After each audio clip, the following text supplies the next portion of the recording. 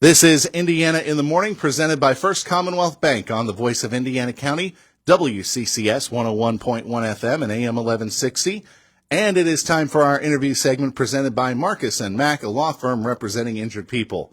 While Todd is away, some traditions continue, and that includes Mr. Bob Pollock from the Cooperative Extension Office joining us in studio. Good morning, Bob. Good morning. And we want to remind everybody that is listening right now on the radio, you can call in with your questions to Mr. Pollock at 724-479-1160 and 724-349-WCCS. And if you're watching us on Facebook Live, we're going to try something a little bit different. If anybody wants to submit a question on Facebook Live, we'll get it written down and we'll see if we can't get that answered for you. Okay?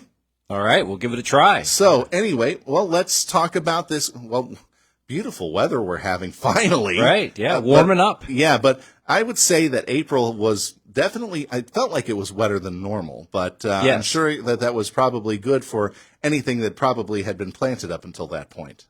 Right, we don't have a deficiency. We're still about over 6 inches above normal rainfall for the year. Okay. Precipitation, I should say, for the year.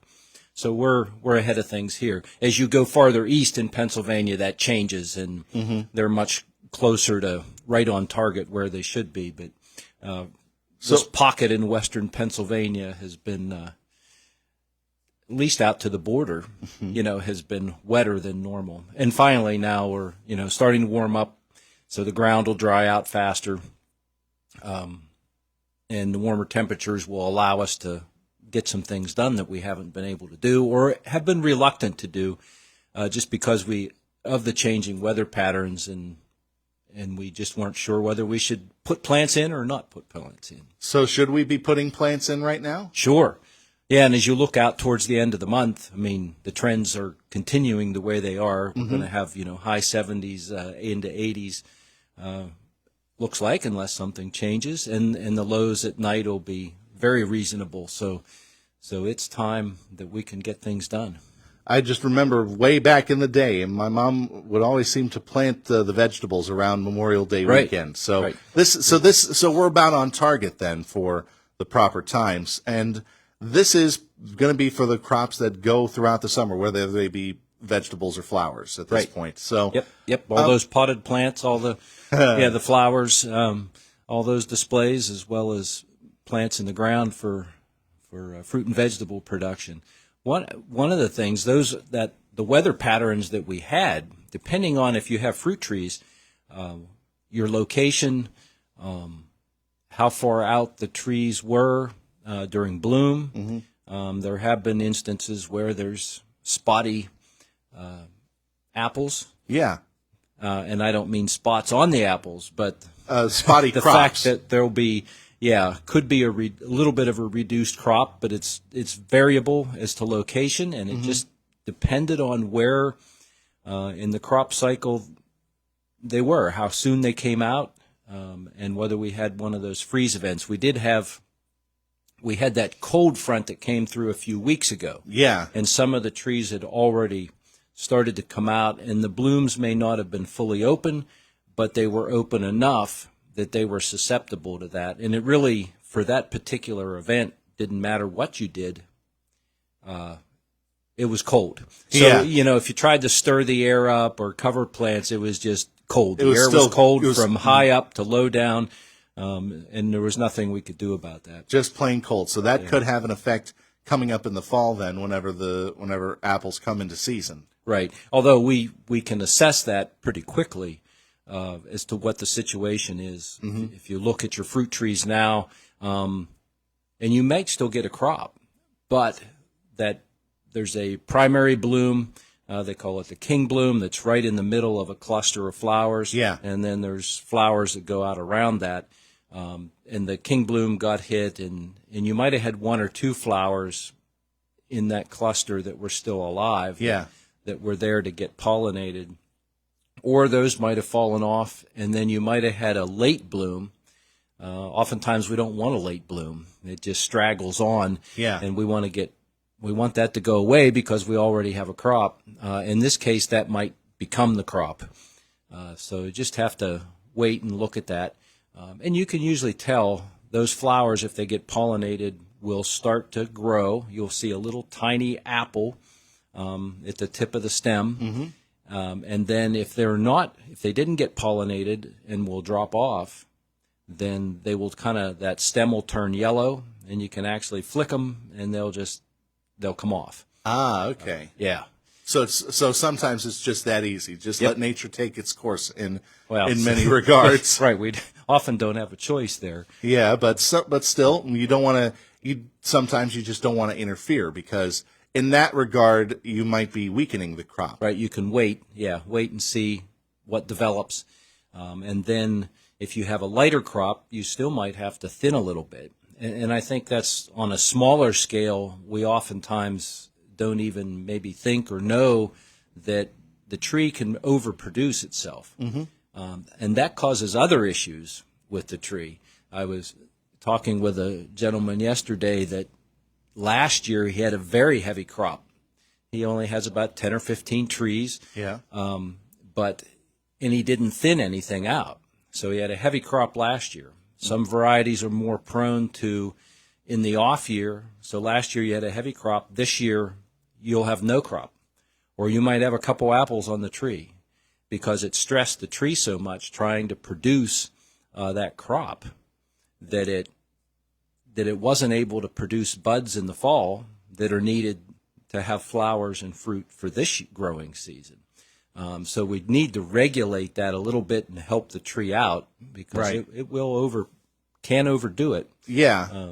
And some varieties are more prone to that. Honeycrisp, which is a newer variety that's very popular, is very prone to alternate year bearing.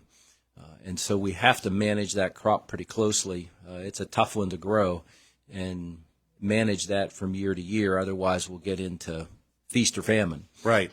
This is Indiana in the Morning, and we're talking with Bob Pollock this morning. If you have a question for him, you can call us at 724-479-1160 or 724-349-WCCS. I do see that Jake is working our Facebook camera, and I think he may be getting a question up for us, so we'll get that as soon as possible. Okay. But again, best way to get a hold of us is on the phone, 724-479-1160, 724-349-WCCS. Okay. I'm going to take a look at this now. Take a look at where we are from my normal position of the humble backyard gardener, the guy who does it for a hobby, not to live off of. So, and as I said, my background is pepper plants and tomato plants and things like that. So now that we're getting those into the ground, we've got to worry about certain animals, deer, maybe coming through, and or some other things. So what are some things that people should keep in mind? What can the average gardener do to kind of help themselves out, other than putting a fence up? I gave you a good one there, I think. That's an important one, actually. Just because it's not only deer that can come into the backyards and cause a lot of damage, even on early planted crops. I mean, they can go down a row, a cabbage or broccoli, a cauliflower, and just they'll chew it off, and so will a groundhog.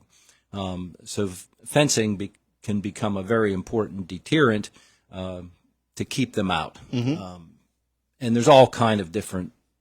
There's permanent fences, temporary fences that can help do that. So you can spend as little money as possible, or you can spend a lot of money. But the end result is we're trying to keep some of these the wildlife out, so that we can harvest what we've sown. Yeah, and when you do harvest those peppers and tomatoes, they make for good salad, I'll tell you that. All right, we have a message. Cindy on Facebook wants to ask a couple questions. First off, she has a lot of crushed eggshells to use, so this kind of sounds like a home remedy type of thing. What vegetables would benefit from using crushed eggshells, I guess, as part of the soil or compost? Most garden crops will eventually benefit from the use of that, and it comes down to the quantity. There can be calcium in those eggshells that can help offset acidity, or just add calcium to the soil. Okay. So that the plants need calcium. So we can use eggshells as a source of that. So it's mostly going to be good for any vegetable crop that you would have. How would you apply that? Would you just mix it up with the soil? Yeah. It needs crushed as much as possible, the smaller pieces. Again, it has to break down, and it won't release any of the nutrients that are in it until it's able to break down. Just like other plant material, it's got to be composted essentially for it to eventually then be able to release those nutrients and make them available to the plant. But Another thing that she mentioned, I guess this would be something that everybody would kind of have around the house, Epsom salts. Would vegetables benefit from that, from the use of Epsom salt? Yes, they will. Magnesium sulfate is Epsom salts, so you can soak in it. Well, that's what I think of, soaking feet. Right, soak your feet in it. But for vegetables. But also, again, magnesium and sulfur are in there, and both of those elements are necessary for plant growth, and so that's often added, especially for flowering and fruiting crops. Not as much for leafy crops, but definitely flowering, fruiting crops. Okay, benefit from the addition of that. And these nutrients, we have multiple ways to add different nutrients, and of course that's one of them. Sometimes we will add magnesium when we apply lime. So if we need to add calcium, magnesium, and adjust the soil pH, then we would usually the least expensive way to do that and get the job done with one application is to apply high magnesium lime to do that job. If we just need magnesium, then we can Epsom salts can be an option there to satisfy the magnesium need if we don't need the other jobs to be done.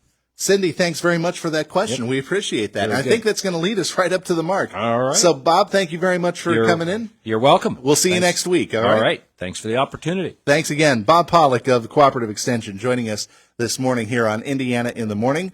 Our interview is presented by Marcus & Mack, a law firm representing injured people. And it is 7:50.